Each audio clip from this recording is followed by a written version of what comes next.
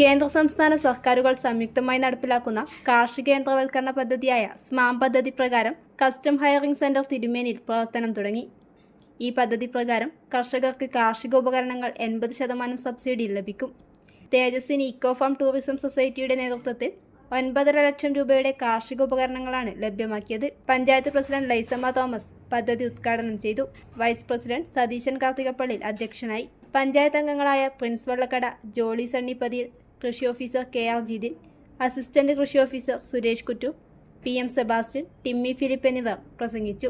ട്രയർ, sprayer, chaff cutter, brush cutter, chainsaw, ജലസേചന പമ്പുകൾ, ഏണി, ഫ്രൂട്ട് പ്രക്കർ, വീൽ ബാരോ തുടങ്ങിയ ഉപകരണങ്ങളാണ് വിതരണം ചെയ്തത്.